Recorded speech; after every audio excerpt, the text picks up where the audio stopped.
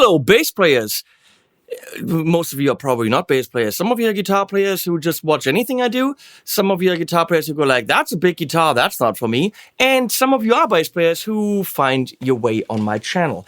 If this is the first video you're watching, I'm regularly doing guitar stuff, but I also play quite a bit of bass when I have to play bass. So I do have a bunch of basses.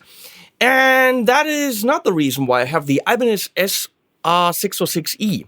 My buddy Adam Steele, who is a bass player, was going to come here, we are going to do something together, and he asked Ibanez to send this bass. So it arrived, Adam got sick, couldn't come, I unboxed it, I check it out, I'm like, holy crap, that's a good bass. I want to have this bass in my house. I have a 6-string, but it's a fretless, and it's a beautiful fretless, but I don't have a normal 6-string fretted bass. So I said to Ibanez, how about I'm going to review this, because I am already fascinated by it. I already think it's a great instrument to recommend, so why not talk about it some more? And that's what we're doing. We're looking at, and that is the most amazing thing, the standard SR line. It is not a premium. It is not a special edition. It is not a made in Japan. This is an $899 sub 1,000 euro bass that has, hold on to your horses, Nordstrands in it.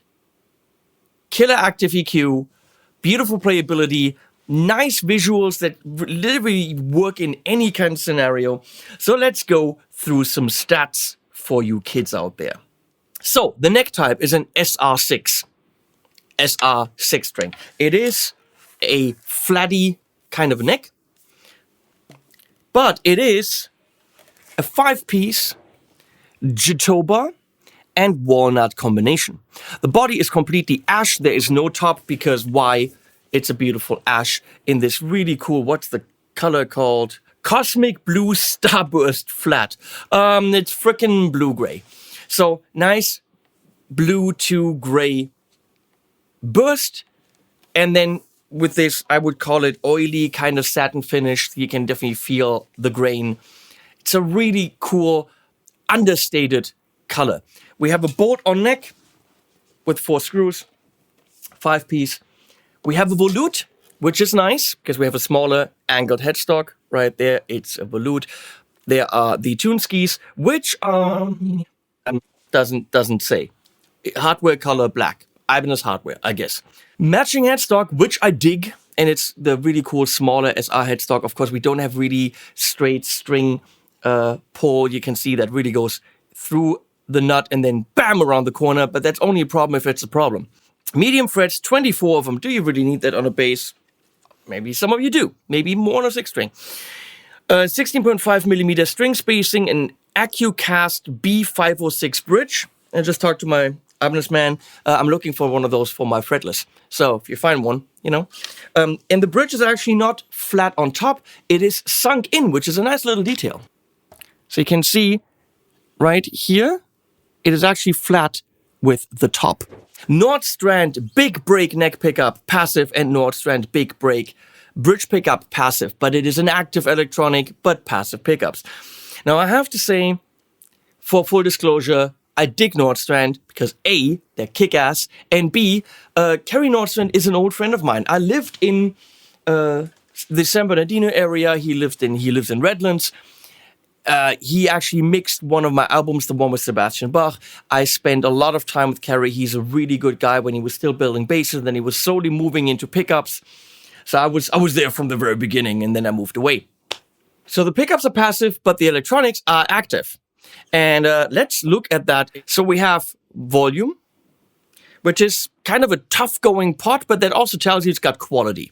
But it's quickly turning that down with your pinky is not going to happen. It's a little bit hard going. All of them are. But that's, I'm good with that because it means quality. Then you got a balance. In the middle, there's a little notch. So in the front, you got this. Back, you got this. Then you have this little switchy, which will turn the active electronics on in the back here. And for that, you need a battery. And then you got bass, middle, treble. Very simple, 3-band EQ. And this is really cool. It's a frequency switch for the middle. So in the up position, you have 250 hertz, 450 hertz, 700 hertz. And what that sounds like, of course, we're going to check out. If you're doing it passive, so no battery, this back here will be a passive tone. That's it. Very simple. No more to say to that. And that brings us to let's play it. So I'm playing it through the audio interface and a Universal Audio AMPETE classic simulation. Relatively straightforward tones. I did no setup on this. It just came beautifully playable. It just jumps out at you as like, this is a fun instrument.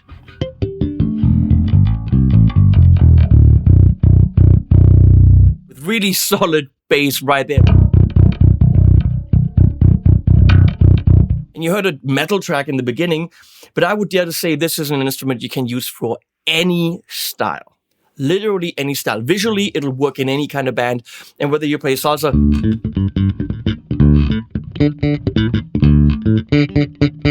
however you play salsa, or merengue, or metal, or jazz,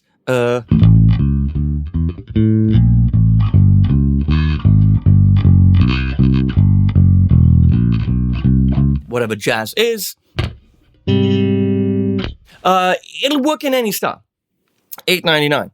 So, everything smack in the middle on A.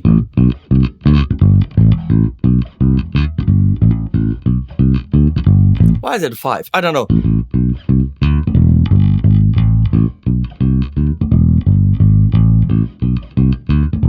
Now it's a 7. What am I doing?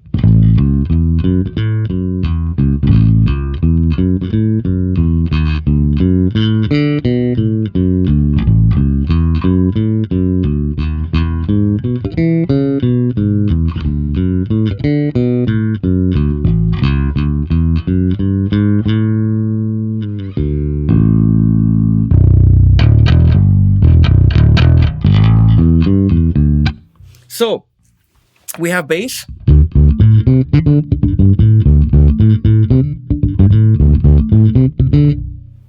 And no bass. It gets a lot of reserve, so I would keep that in the middle. Then we got treble.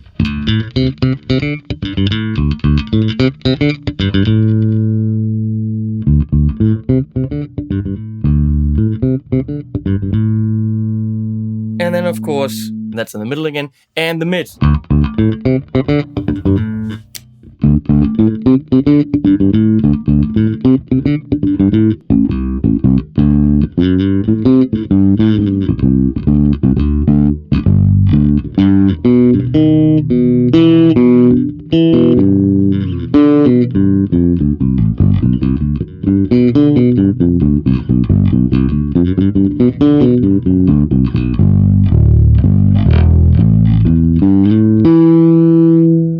Or take him out.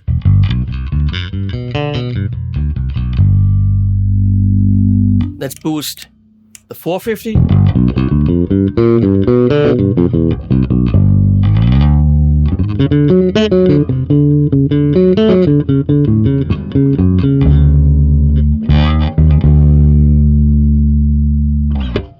And then the 750, which is nice for attack.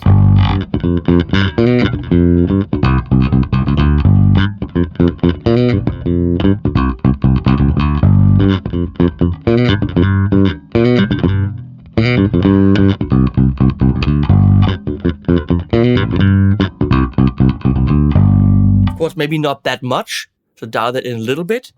And then use a pick and really get nice attack out of it.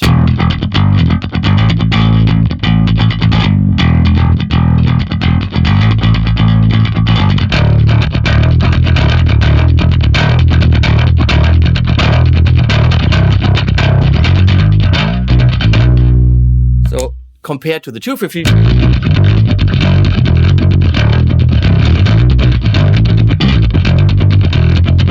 $450,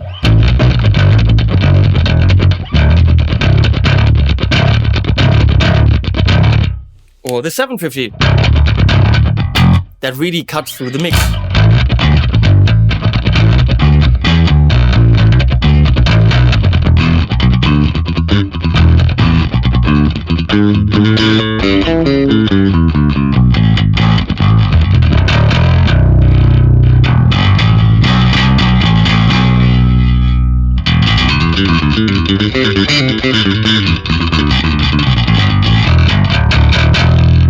It's a little bit much, of course, but if you wanted, for example, the 250, dial that in for some nice warmth.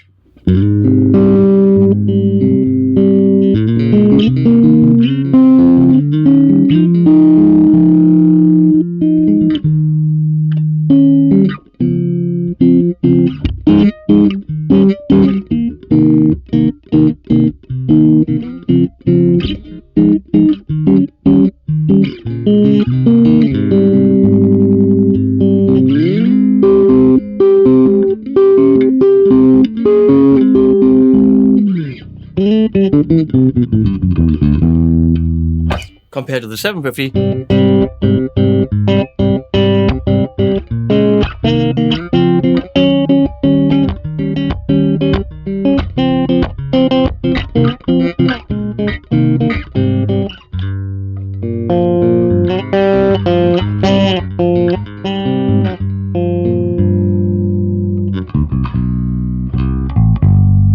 Okay, we're gonna get everything back in the middle. Go to the neck pickup.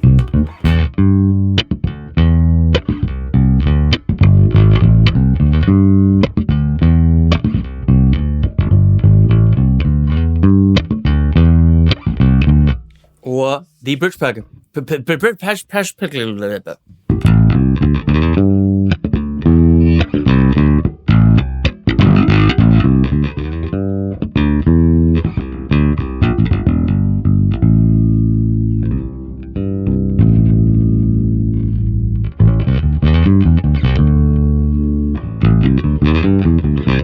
So you're on the bridge, you want to get some more low end. Dial that in.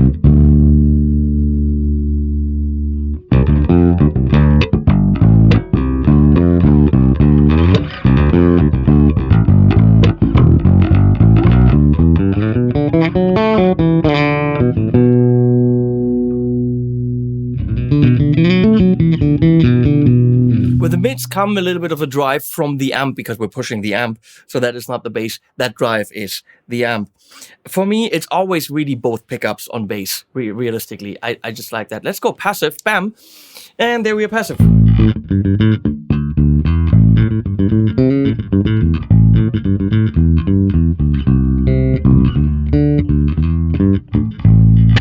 Pick, fine, fretting, fingers all fine. Slapping, for me, the string spacing just isn't big enough. That's why it's a very comfortable bass to play, even though it's a 6-string. But as a slap thing,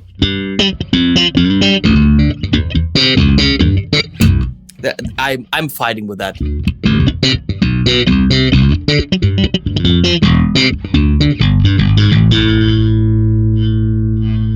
So I don't really know. And it's also now. And not with that sound. I have a feeling it's pushing too hard.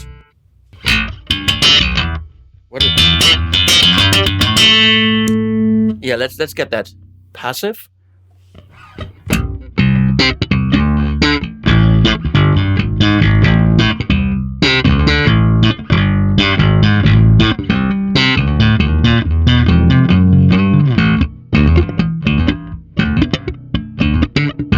I don't know. I don't feel comfortable on this. Maybe you do if you're used to smaller string spacing, but for me, I'll do that on a 4-string jazz bass and we're good. But for a lot of playing styles, especially the more progressive stuff where the smaller string spacing and the narrower neck will really help you, this is killer. Like fast lines, not a problem at all. Maybe, I don't know, I haven't tried tapping.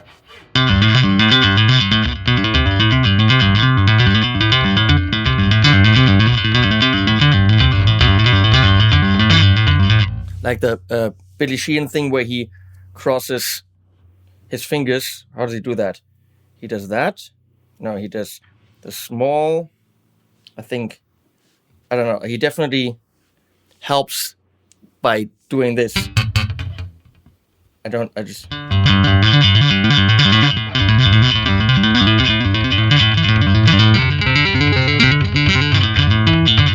Yeah, all those techniques can be there. I am a fan of this. At $8.99, I have to say it is a complete steal. Loads of sounds, beautiful playability. It's got some weight to it, but it's not ridiculous for a 6-string. It really isn't. It's not ridiculously big. It's beautifully shaped. It's almost like the Joe Satriani guitar in its ergonomics. I think the ergonomics are phenomenal. Smaller headstock. It's a great bass, and I have to say, I do not know how the premiums or the higher ranges will benefit you if this is already this good. Of course, check them out if you find something that you like more. For me, this is going to be a great tool in the studio, so thank you, Ibanez. That's all. I'm going to link below. I'm going to thank Leslie for...